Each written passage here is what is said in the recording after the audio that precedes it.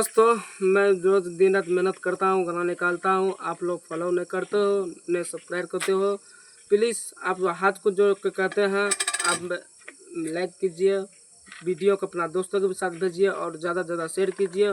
मेरी वीडियो को आगे बढ़ाइए। सुनिए मेरा गाना कैसा लग रहा है आप लोग। के कारा से बात करे छो सारी सारी रातिया, के कारा से बात